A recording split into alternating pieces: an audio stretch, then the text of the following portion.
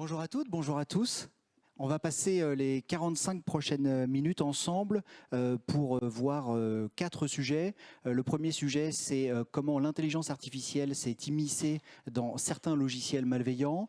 Ensuite, on va faire un tour sur l'écosystème rançongiciel et on va rester dans cet écosystème rançongiciel en voyant ensuite un outil de plus en plus utilisé par ces gangs qu'est l'EDR Killer.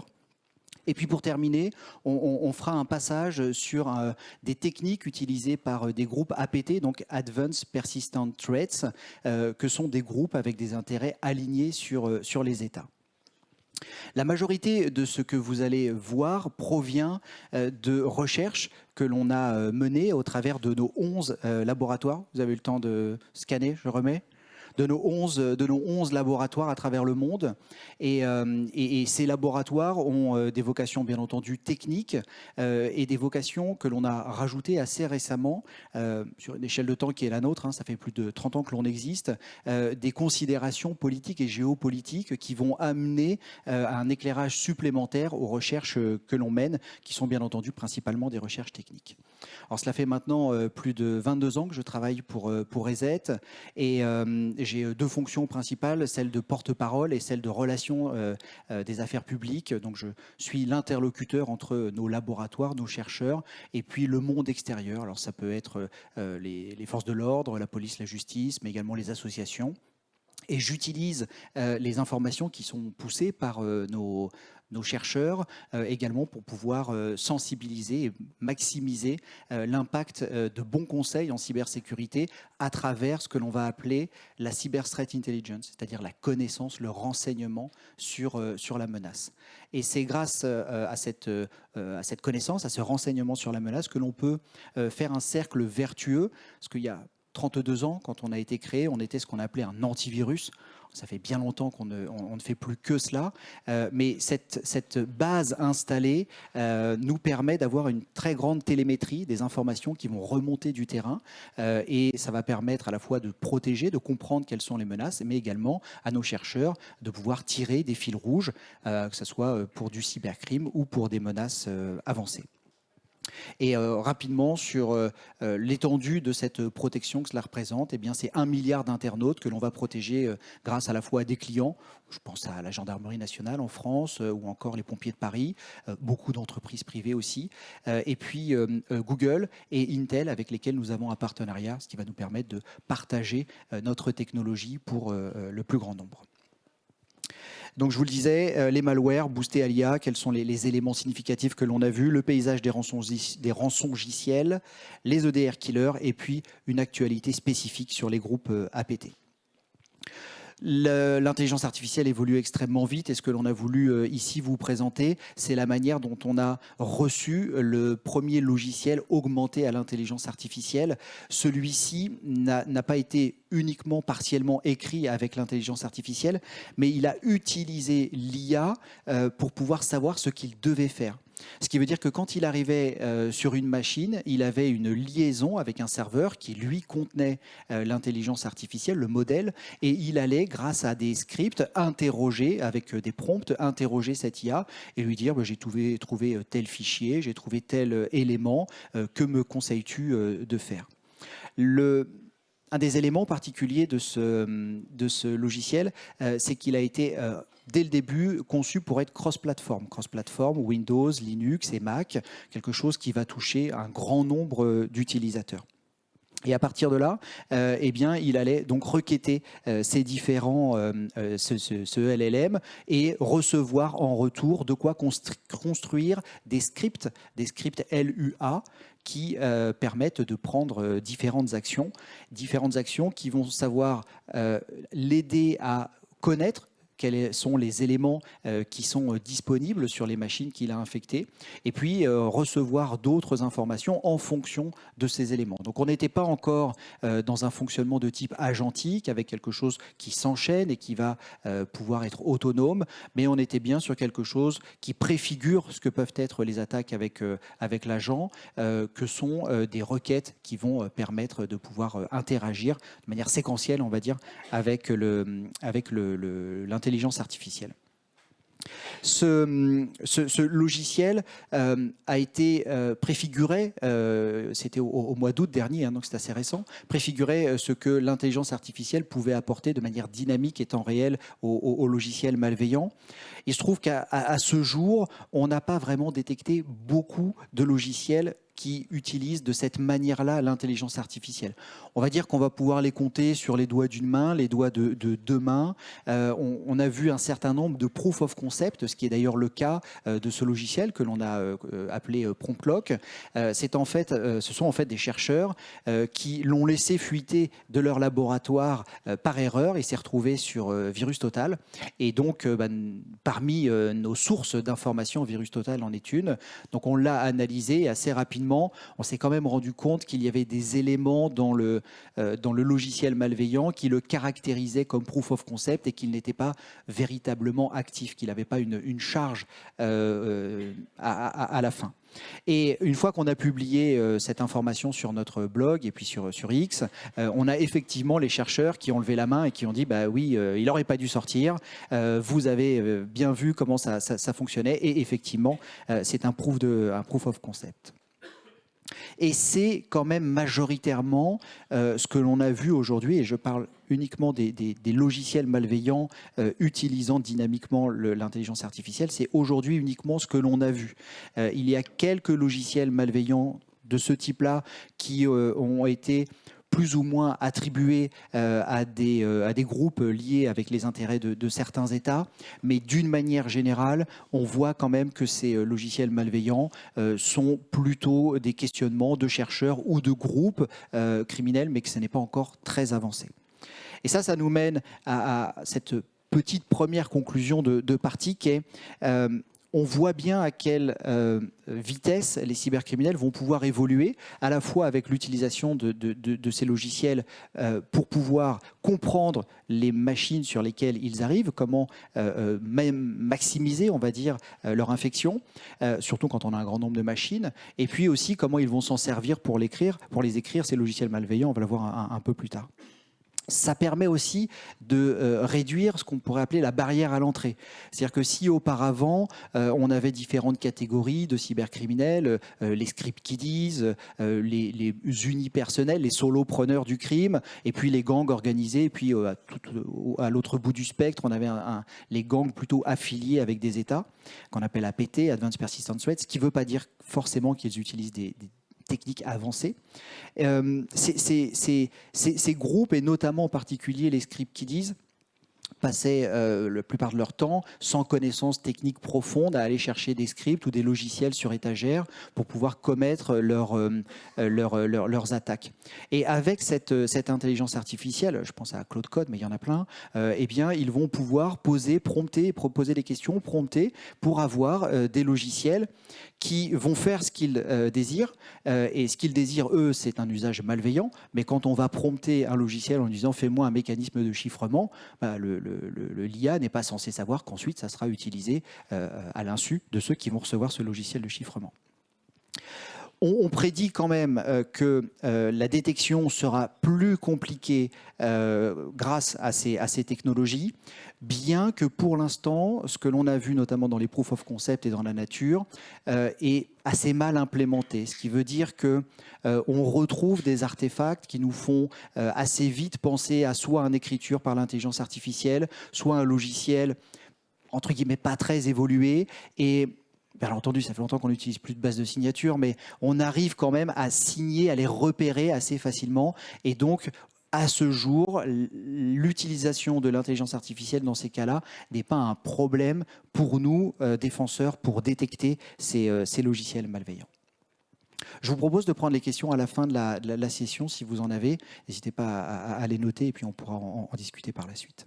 Donc ça, c'est un rapide tour d'horizon sur ce que l'on a pu voir apparaître comme utilisation de l'intelligence artificielle au sein de logiciels malveillants.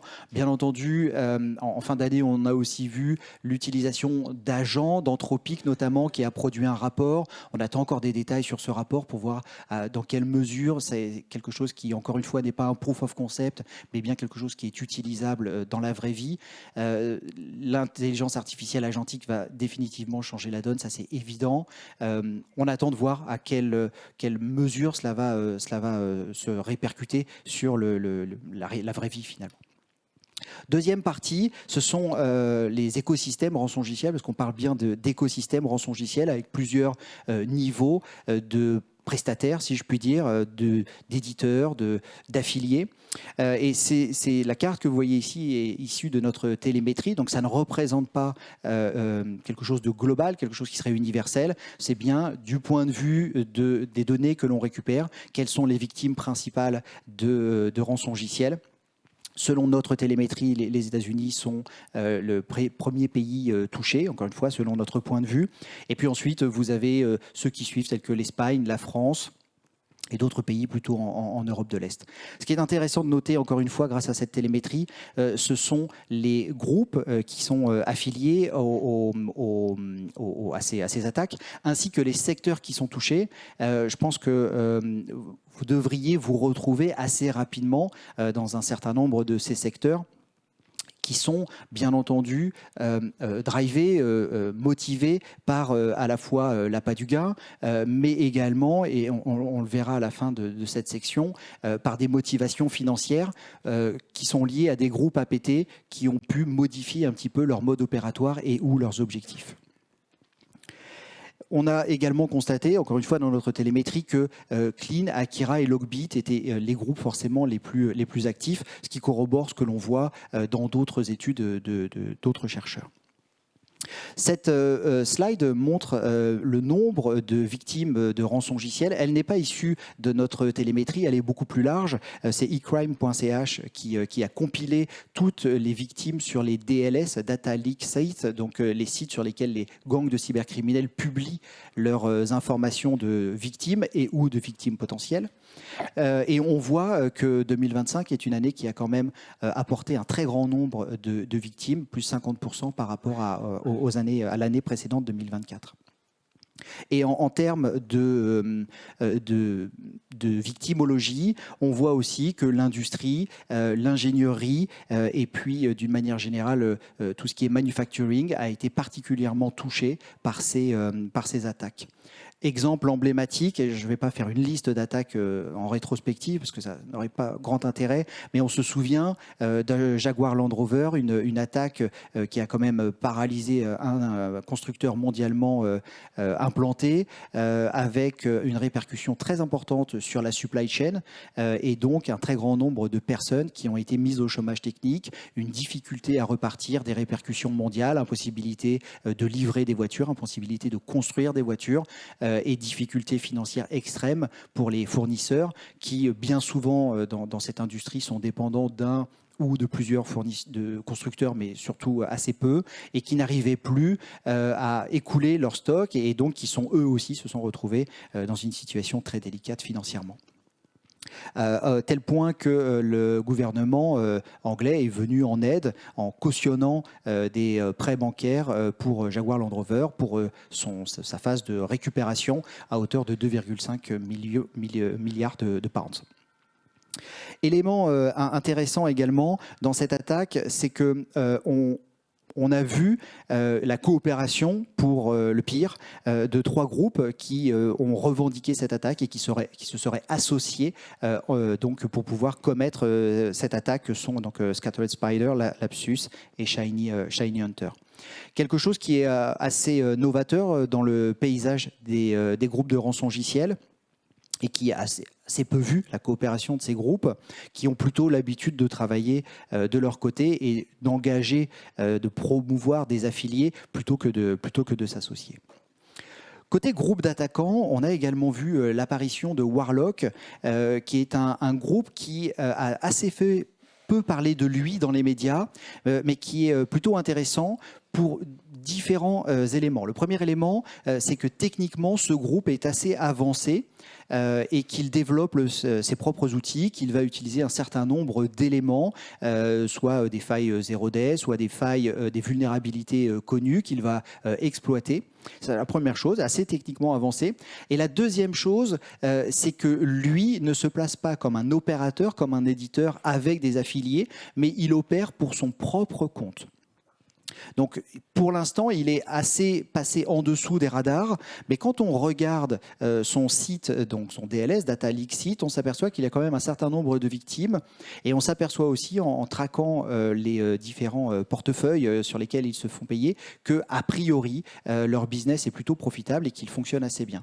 Donc, un groupe avancé, un groupe particulièrement efficace, et puis surtout qui a décidé de changer le modèle économique qui est celui habituel pour les rançongiciels, c'est-à-dire de partager la rançon avec les affiliés. Eux, ils font le travail de A à Z, et malheureusement, ça a l'air de plutôt leur réussir.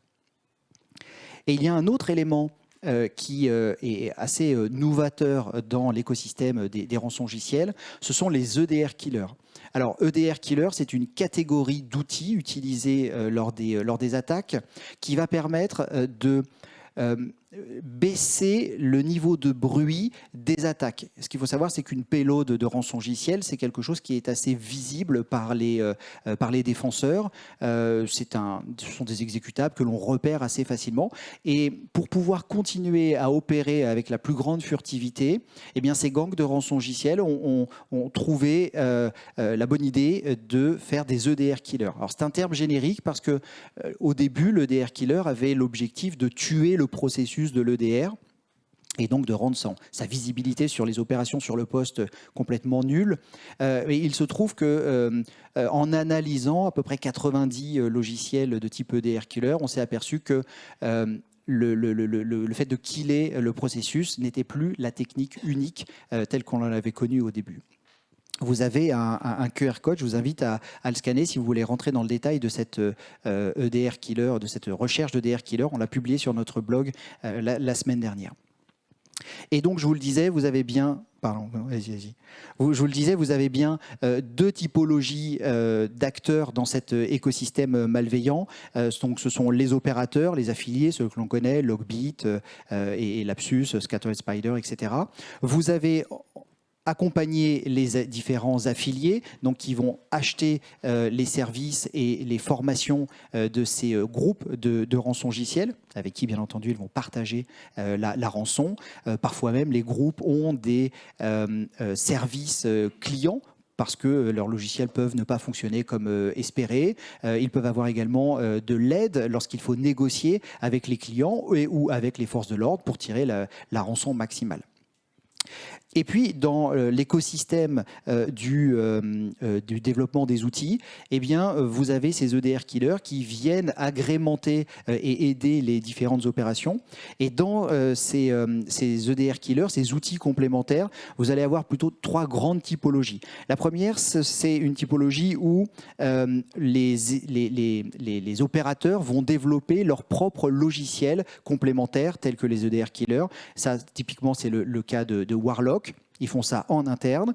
Vous avez d'autres affiliés qui, eux, vont plutôt utiliser des proof of concept, un peu comme ceux que l'on a vus et qui ont fuité dans la nature auparavant, mais pour des EDR killers, parce qu'il y a bien entendu des chercheurs qui font des tests pour voir s'ils arrivent eux-mêmes à tuer des EDR et comme ceci améliorer par la recherche la protection et la résistance des EDR.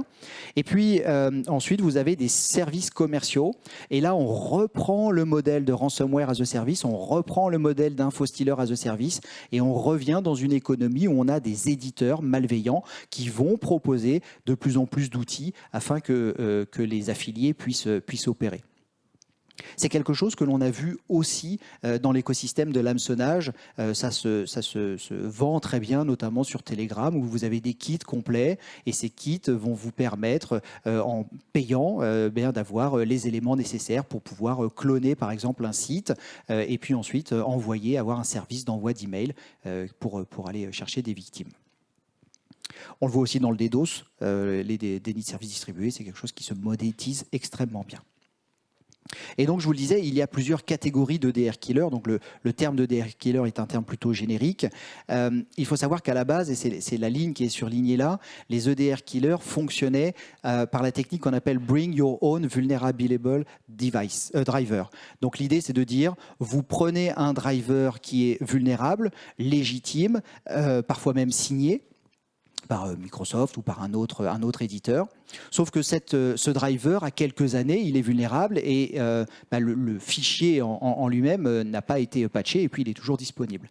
Donc le cybercriminel va amener ce driver par différentes techniques sur la machine, dans la mesure où il est signé et où il a été et il est encore entre guillemets peut-être toujours légitime, il n'y a aucun outil de détection qui va le classer dans la catégorie malveillant. Et à partir de là, ce driver va être exploité pour obtenir des droits admin et notamment accéder au kernel pour pouvoir aller désactiver les différents processus tels que les processus d'EDR. Et donc dans les 90 outils que l'on a analysés, 54 utilisent la technologie Bring Your Own Vulnerable Driver, ce qui en fait clairement la méthode dominante, et c'est pour ça qu'on appelait ça des killers au départ. 15 outils sont, eux, basés sur des anti-rootkits, ce qui veut dire que ce sont des logiciels légitimes que l'on va installer pour se protéger contre les rootkits.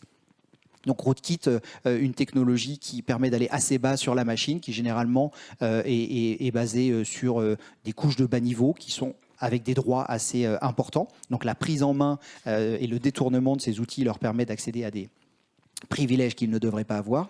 7 outils sont basés plutôt sur des scripts, ce qui est assez visible. Hein. Vous avez dans les différentes catégories également le niveau de furtivité de ces outils.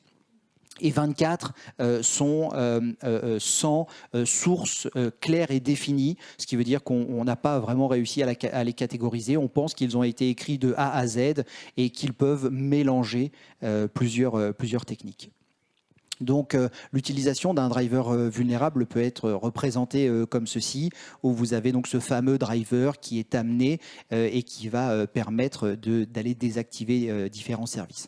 Ce qui est quand même une bonne nouvelle, parce que ça veut dire que la défense progresse, les entreprises, les organisations ont une meilleure maturité, qu'elles ne vont plus simplement avoir des protections qu'on appelait EPP, avant antivirus, mais qu'elles vont ajouter de l'EDR et que ces EDR gênent la progression des cybercriminels. Et puis, dernière catégorie de cette EDR killer, qui du coup s'appelle plutôt EDR silencer et ou freeze.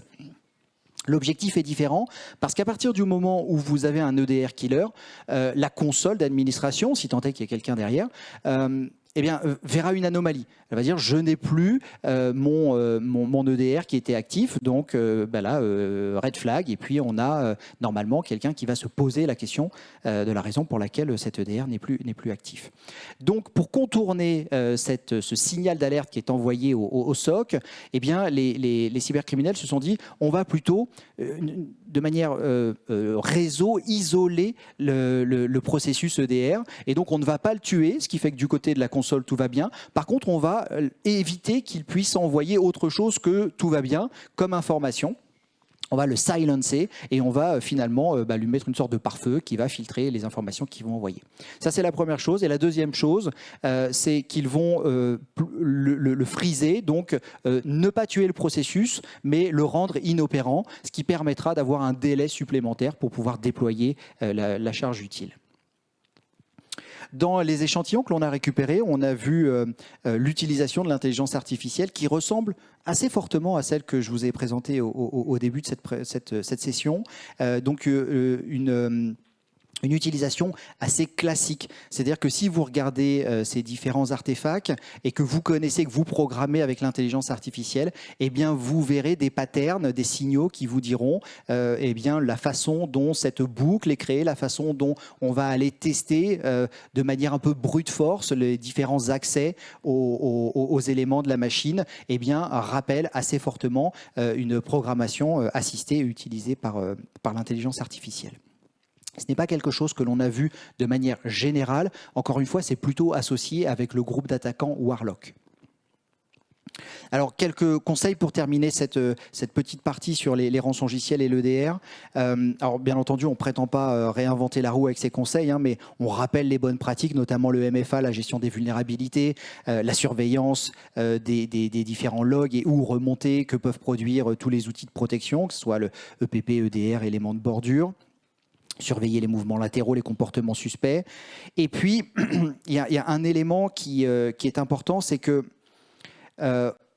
une fois que l'on charge et ou que l'on lance un EDR killer, malheureusement, c'est trop tard. Parce que ça veut généralement dire que le cybercriminel est persistant, qu'il est rentré, qu'il est établi dans le système d'information et qu'il a déjà les droits admin parce qu'il va charger un driver sur une machine. Et donc, on aurait plutôt tendance à conseiller d'agir en amont et d'éviter cette introduction plutôt que de dire à un moment, bah, c'est bon, j'ai vu le DR killer, je vais pouvoir arrêter la progression de l'attaque. Certes, mais ça va être un peu tard.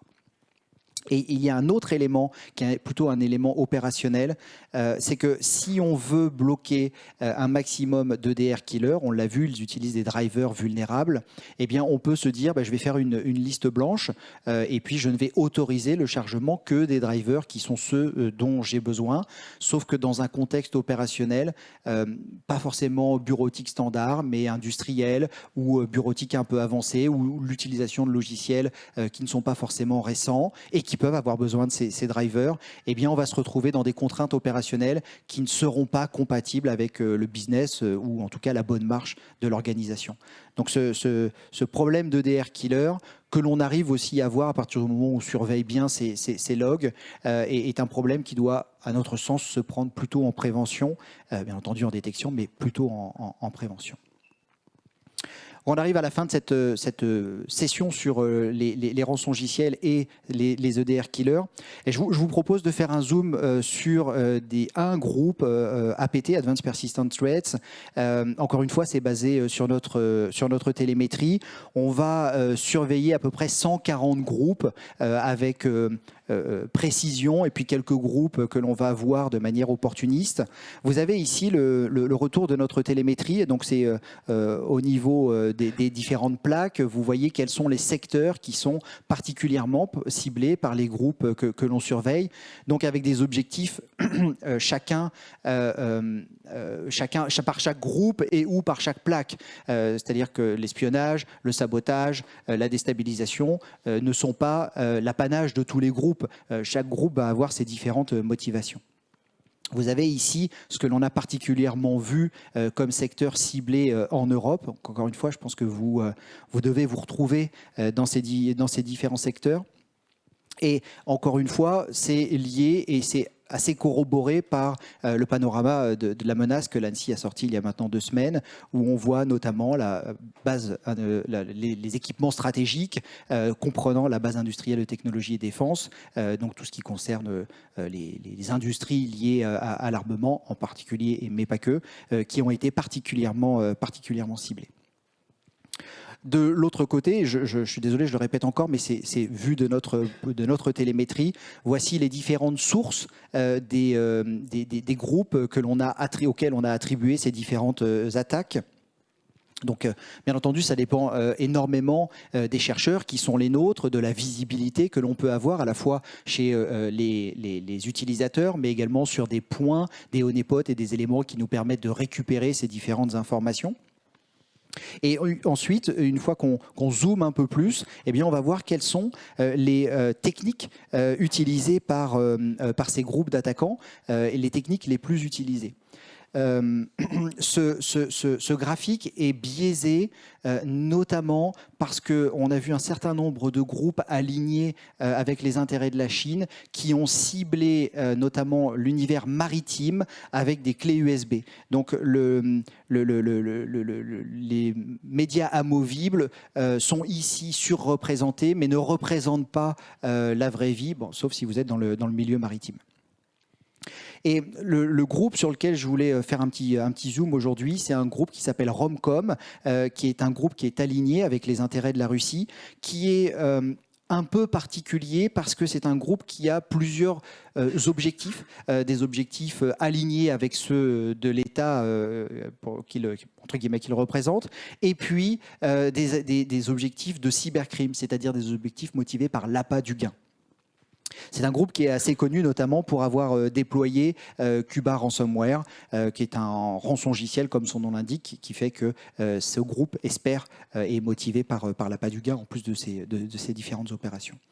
En 2024, nous avons détecté l'utilisation par ce groupe de vulnérabilité 0day, notamment dans Firefox, qui démontre que malgré son appât du gain, il y a quand même un niveau technique assez important et que ce mélange des genres, on va dire, entre intérêt cyberespionnage, déstabilisation et appât du gain peut tout à fait bénéficier lorsque vous avez les moyens de pouvoir développer, de trouver des 0day. Vous pouvez aussi parfois les utiliser pour votre propre rémunération.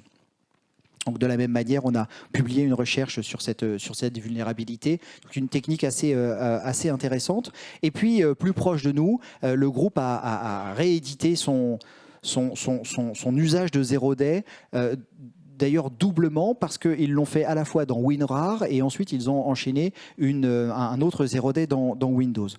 Et donc c'est plutôt intéressant parce qu'il joue à la fois sur du 0day, mais il joue également sur un effet psychologique sur l'utilisateur, notamment parce que quand les personnes ciblées par ces hameçonnages, hameçonnages ciblés, ont reçu ce fichier WinRAR et qu'ils l'ont ouvert, utilisateurs lambda, ils ont vu un fichier dans celui-ci. Ils ont été invités, bien entendu, par ingénierie sociale à le décompresser et à aller l'ouvrir. Et là où le groupe a été assez fort, c'est qu'ils ont utilisé une technique pour inclure dans le fichier WinRAR des fichiers qui ne sont pas visibles par l'utilisateur, donc en userland, qui sont des fichiers qui sont plutôt techniques et des fichiers qui servent par exemple à dire quand vous avez une image et que vous avez une vignette, eh bien la vignette n'est pas stockée dans l'image parce qu'on ne touche pas au fichier d'origine, on va stocker ça dans un fichier qui contient différents attributs et cette vignette est par exemple stockée là-dedans. Et donc ils ont détourné le fait que ces fichiers contenant des informations qui caractérisent le fichier principal étaient stockés dans des endroits dans lesquels ils n'auraient, eux, pas dû accéder. Et donc, quand l'utilisateur a dézippé, déwinrarisé, je ne sais pas comment on dit, le fichier, eh bien, ils ont en même temps profité pour faire sortir ces fameux fichiers. Alors, quand on est un utilisateur et qu'on a reçu un RAR et qu'on le dézippe et que vous avez toutes ces erreurs, vous ne vous posez pas forcément de questions, sauf qu'en fait, si vous êtes spécialiste en cybersécurité, que vous descendez tout en bas des messages, qu'ils ont fait exprès d'être longs, eh bien là, vous allez voir l'objectif concret des fichiers qui ont été masqués et inclus dans l'archive. Se pose la question, une fois que l'on a vu cette attaque et puis que l'on sait que le groupe d'attaquants a plusieurs vocations, se pose la question de savoir qui a été ciblé, pourquoi est-ce qu'il a été ciblé, quelles sont les informations qui, une fois que cette backdoor in fine a été installée, sont récupérées. Donc à ce jour, on se pose encore des questions, ça c'est seuls les attaquants le savent, sur l'objectif réel de cette campagne. Ce que l'on sait, c'est qu'elle a attaqué à la fois le secteur financier, le secteur de la construction et bien entendu le secteur de la défense. On a vu cette campagne être opérée à la fois en Europe mais également au Canada. Donc une interrogation demeure, surtout que cette campagne et ses moyens ont été réutilisés par d'autres groupes, ce qui, à part dans l'écosystème lié aux intérêts chinois où il y a vraiment un partage de ressources, c'est moins le cas, c'est moins habituel sur des groupes qui sont alignés avec les intérêts de la Russie. Et dernier élément sur des groupes APT, des groupes dits avancés, en 2025 et avant, on a vu un certain nombre d'attaques liées à un écosystème qu'on va appeler Lazarus, qui ont mené différentes opérations telles que l'opération Dream Job. L'opération Dream Job consistait à soit se faire embaucher dans des entreprises pour les pénétrer et puis en même temps gagner de l'argent, ce qui pour le régime nord-coréen est toujours bon à prendre, et ou de faire des fausses offres d'emploi pour aller chercher des développeurs dans différents secteurs. On l'a vu notamment en Espagne, dans le secteur de l'aéronautique et de l'aérospatiale, où des faux recruteurs de chez Meta ciblaient des développeurs et leur proposaient des offres d'emploi exceptionnelles. Et forcément, ça discute sur LinkedIn. Et puis, au bout d'un moment, on dit j'aimerais bien aller un peu plus loin dans le recrutement. Donc, tu vas recevoir soit un lien pour faire une visio, soit un lien pour faire un test de code. Et au moment où vous essayez de vous connecter ou de faire le test de code, ça ne fonctionne pas. Là, le faux recruteur dit oui, c'est vrai, tu n'es pas le seul. Il te manque un petit outil pour lire le PDF et ou accéder à la visio. Et là, il envoie un logiciel qui, bien entendu, est un logiciel malveillant qui permet de prendre la main sur la machine. Donc, il y a un certain nombre de nos confrères, de chercheurs, qui ont mis vraiment au jour les techniques de ces groupes. Nous, on a étudié la façon dont ils communiquaient avec leurs victimes, la façon dont ils envoyaient des charges utiles. Et d'autres confrères, eux, sont même allés jusqu'à tendre un honeypot, donc à demander à ces fameux employés nord-coréens de venir à des entretiens d'embauche, et ils ont réussi à leur faire allumer leur caméra. Et donc on a je vous invite à aller voir cet article-là, c'est voilà, l'arroseur arrosé, c'est plutôt bien fait. Par contre, ce que ça veut dire, c'est que le régime a toujours besoin de se financer et puis d'aller espionner un certain nombre d'industries. On l'a vu, nous en particulier, sur l'opération Dream Job, sur des industries liées au secteur du drone. Et donc, on suppose... partage ça avec vous. On suppose que leurs techniques liées à Dream Job étant été largement découvertes, eh bien, il va falloir qu'ils trouvent de nouvelles techniques. Et début d'année, on pensait fortement notamment à l'utilisation de rançongiciels. Et c'est ce qui s'est déjà produit début d'année. On voit que un groupe nord-coréen serait devenu affilié d'un groupe de rançongiciels. Alors là, pour le coup, on est moins dans l'espionnage que dans le financement. Mais en tout cas, on doit suivre et faire ce renseignement sur la menace pour continuer à comprendre et à voir comment ces fameux groupes arrivent à fonctionner pour nous attaquer. Je vous remercie et je suis à votre disposition si vous avez des questions.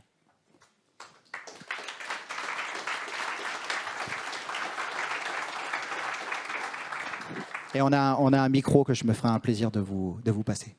Et sinon, nous sommes... Ah, attendez, j'ai pas fini. Asseyez-vous, revenez.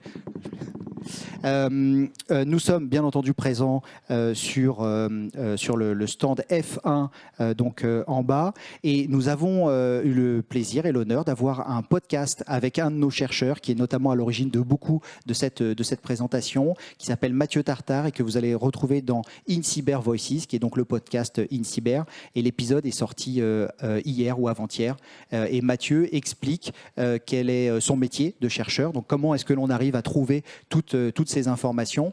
Et teaser, on aura un deuxième épisode où il rentrera beaucoup plus dans le détail, notamment sur la manière technique avec laquelle il arrive à cela. Voilà, merci beaucoup, excellente fin de journée, bonne fin de FIC. Ah, j'ai une question.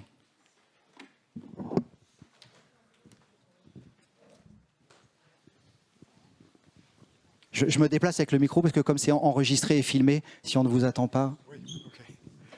Bonjour, merci beaucoup pour la présentation. Je vous en prie. Est-ce que vous pouvez nous dire quelles sont les grandes familles de catégorisation de menaces que vous utilisez? Comment vous travaillez là-dessus sur la partie CTI? Vous voulez dire en termes de groupe d'attaquants?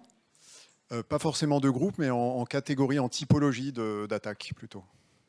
En typologie d'attaque, en fait, on s'appuie sur, et notamment si vous allez sur les blogs, les différents blogs que vous avez à votre disposition, où vous pouviez scanner le QR code, vous verrez qu'à la fin de chaque article, on a une référence à MitraTac.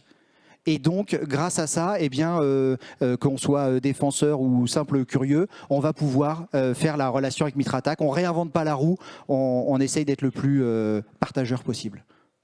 Merci. Je vous en prie. Une dernière question, si c'est possible. Hein. Bah, En fait, en même temps, deux même. Autour de l'IA et de ce qu'on voit des maliciels avec de l'IA ou pas. Première question technique, entre guillemets. Les artefacts que vous voyez sur des maliciels avec de l'IA, est-ce que c'est exactement les mêmes, quels que soient les différents modèles qui sont utilisés, ou on voit comme des différences par modèle, et puis, vu que les modèles évoluent? Première question. Et deuxième question, si tu me permets. Très intéressant de t'écouter. D'autres experts ici aussi disent, bon, il y a des proof of concept, mais on ne voit pas encore vraiment de choses super dures. En parallèle, on entend de l'autre côté de l'Atlantique d'autres chercheurs tout à fait respectables. Par exemple, il y a une conférence Unprompted à San Francisco il y a de ça 3 semaines, où là, au contraire, il y avait quand même une forme de on va sonner le tocsin parce qu'il y a quelque chose qui se passe. Comment tu arrives à rapprocher ce que toi et d'autres que j'ai entendus ici disent et ce que d'autres également disent en termes de niveau d'alerte? Ouais, alors, très bonne question pour la première et la deuxième aussi, mais pour la première, je n'ai pas la réponse parce que dans ce que l'on analyse, on a le résultat et on n'a pas encore de petites souris qui nous permettent de savoir quelle est l'IA utilisée par les attaquants. C'est une bonne question. Peut-être qu'on arrivera à trouver des signatures qui, comme on arrive à trouver des signatures pour attacher des groupes à des modes opératoires et des attaques, on arrivera à retrouver des éléments qui pourraient nous dire bah, ça c'est Claude Code, ça c'est etc. Mais aujourd'hui, c'est pas encore le cas, donc je ne peux pas répondre. Et en ce qui concerne la deuxième question, j'aimerais rappeler que ce que l'on a vu là, c'est des logiciels. Et donc, moi qui fais quand même pas mal de sensibilisation aussi grand public, je peux te dire que l'IA fonctionne extrêmement bien dans les deepfakes où on t'appelle avec les arnaques au faux fils, etc. La fraude au président. Nous, on a mené des campagnes de tests comme ça où on récupère, c'était notamment une personne qui vend des maisons et qui, en fait, donc, a un compte Instagram. Donc, on a beaucoup d'audio, on a beaucoup de vidéos. On a usurpé son identité avec son accord. Il ne savait pas ce qu'on allait faire, mais on a eu son accord et donc on a usurpé son identité et on a réussi comme ça à faire faire des virements à ses employés. Et donc je pense qu'il faut distinguer l'usage de l'IA qui est celle que l'on voit nous sur les logiciels malveillants, après sur l'utilisation en dehors des logiciels malveillants et puis surtout sur quelque chose qui est extrêmement accessible tel que les deepfakes où là ça cartonne. Merci.